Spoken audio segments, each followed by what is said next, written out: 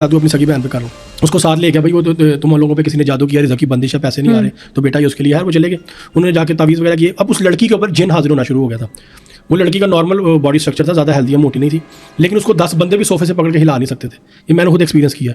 उनके घर के बिल्कुल साथ मस्जिद थी, मस्जिद में अजान शुरू होगी, मैंने कुरान पाक मंगवाया, सूरह बकरा की आखिरी दुआ याद मैंने ऊंची ऊंची पढ़नी शुरू की। पानी पे पढ़ के मैं उसको पानी के जो छींटे उसके चेहरे पे मारो, लेकिन वो मुस्कुरा रही आगे से मैं नहीं जाना, मैंने लेके जाना, तू मेरा कुछ नहीं बिगाड़ सकता। कितना खौफनाक मोमेंट होगा। अब वो जब कोई आपको ये कहता है ना कि मैंने इसको लेके जाना है, वो सबके लिए शॉकिंग होता है, थ्रिलिंग होता है कि अब उधर किसी की जान जाने का खतरा है, आपके लिए वो बड़ी चीज़ वो खौफजदा करने वाली होती है कि यार इसको कुछ होना जाए या आपको कुछ ना हो जाए। जो अगर इसको मारने की बात कर रहा है वो आपको भी मार सकता है। फिर वो मजबूरन क्या कि मैंने वो फिर ग्लव्स पहन के ना हाथ पे, तो उस लड़की के सर के बाल पकड़ के ना फिर उसके मुंह पे पानी के छींटे मारने शुरू किए, फिर उसको पानी पिलाया और फिर उसके कानों में ना सूरह बकरा की आखिरी दुआ याद पढ़ के ना दोनों कानों में फूंक मारी थी। तब फिर उसकी चीज़ ने ना उसके जिस्म के वजूद को छोड़ा था। तो फिर गया कैसे जिन? उस वक्त मार खा के गया था, वो अजियत मिल रही होती है। जो हमारा मारना होता है ये रूहानी तौर पे होता है कि जो इस तरह की रेमेडीज़ है, जो पानी था आबे ज़मज़म, उसके ऊपर सूरह बकरा की आखिरी दुआ याद पढ़ के या और भी जो जिक्र अस्कार करके वो पानी पिलाना, उस पानी के छींटे मारना, तो उस वजह से जो है ना फिर इनको अजियत मिलती है, फिर इनकी पावर जो है ना वो टूटती है, फिर ये वजूद को छोड़ती है। वो recently shocking paranormal case experience किया? हाँ जी, ये केस मेरे पास आया था कुछ अर्सा पहले। उनके साथ सीन ये था कि उनके घर की दीवारों में से ना खून निकलता था।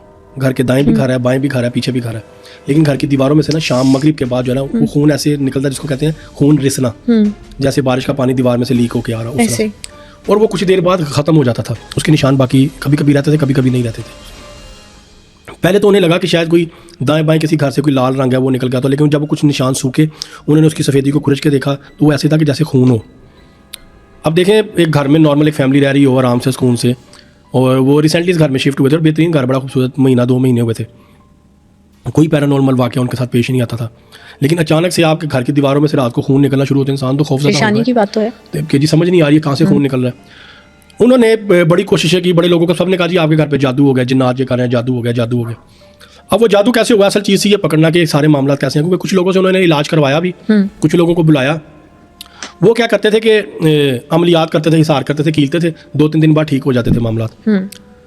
मेरे पास जब वो केस आया तो मैंने, क्योंकि मैंने हमेशा से अपनी आदत रखी है, मैं केस को इन्वेस्टिगेट करता हूँ शुरू से आखिर तक, शुरू से एंड तक देखना होता है कि ये वाक़या शुरू कब हुआ, जब ये शुरू हुआ उससे पहले या उस दौरान क्या क्या हादसात, क्या क्या वाक़यात पेश आए थे। जब वो इन्वेस्टिगेट किया तो पता चला उस घर का जो माली था वो बिक गया था। वो बिका भी, उनके किसी रिलेटिव ने खरीदा माली को, उसको लाके दी कोई खास किस्म की मट्टी। उस मट्टी को उसने घर के अंदर जो पौधे लगे हुए थे ना, उनके घर के जो आप पोर्च से एंटर होते हैं अंदर अपने घर के इनर एरिया में, उसके साइडों पे भी जो पौधे थे या ऊपर टेरेस में भी जो पड़े थे, जहाँ पे भी, उसने वो थोड़ी थोड़ी मट्टी जो है ना वो उन सब जगहों पे डाल दी थी।